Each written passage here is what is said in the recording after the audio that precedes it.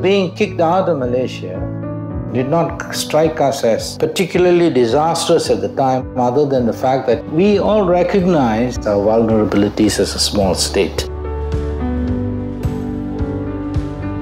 We would now be having our own armed forces.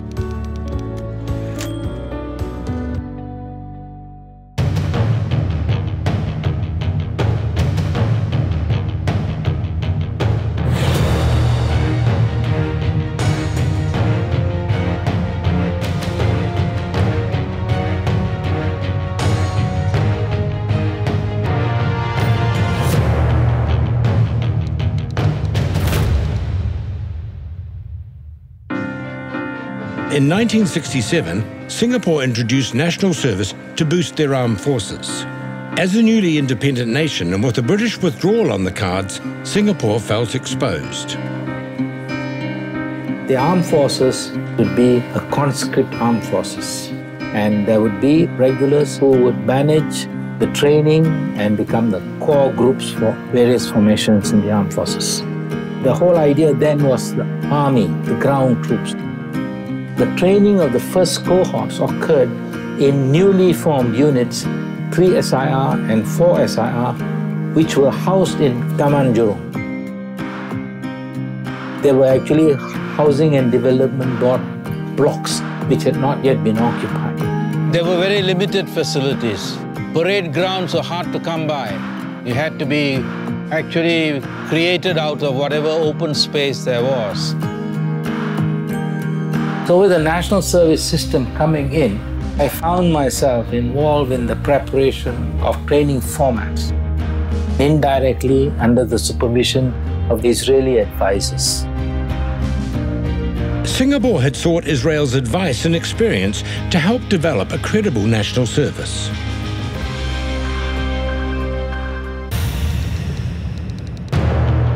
We were aware of the fact that introducing the national service was good for the nation. There was a war cry then that we wanted to have a disciplined and a rugged society. We realized that the regular soldiers will become the trainers, will be the leaders.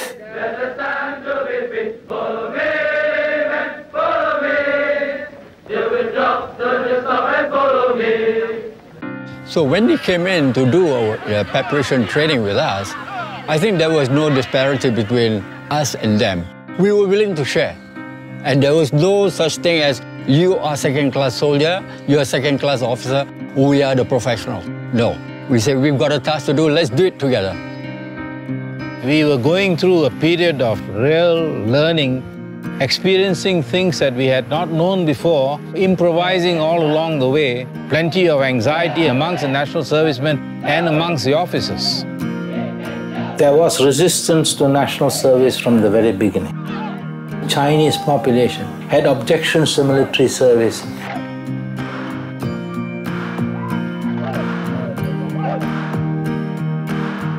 You were creating tensions within the populace in Singapore. And if they didn't deal with that well, you could end up getting resentment. The army took a step back from some of the demands that were expected from regular troops. Despite this, training did not suffer, and bringing people together from different races and different backgrounds gave them all new experiences.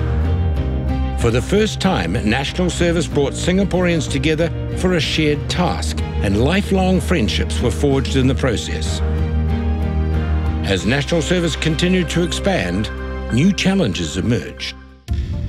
They wanted the SAF to be expanded, the support weapons as well. So that's where the idea of having the armor or the tanks to come into the organization.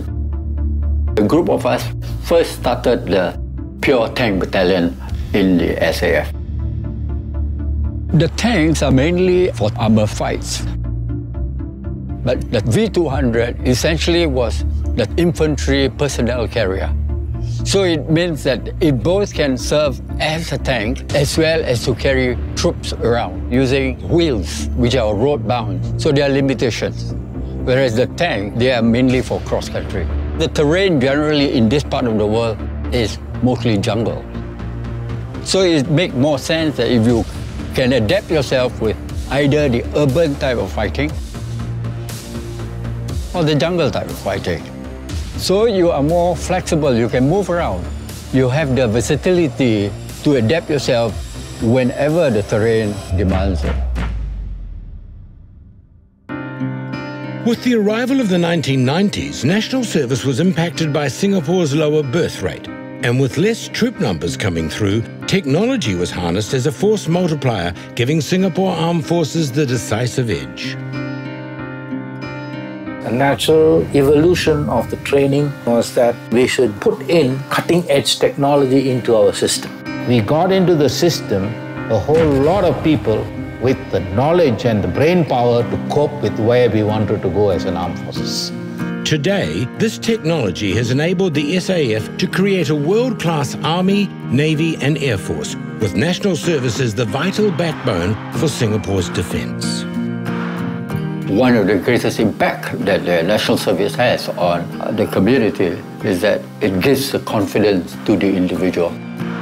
We must give them the will actually to survive.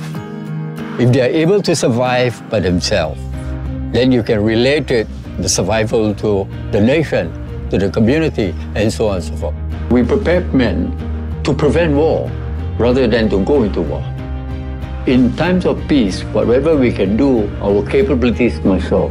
By doing that, and with your capabilities understood by people around you, he will not touch you.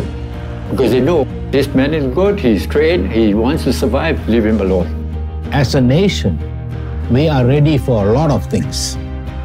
We can organize, we can mobilize, we can do what we need under all sorts of stressful circumstances. The armed forces is responsible for putting us in that state of readiness.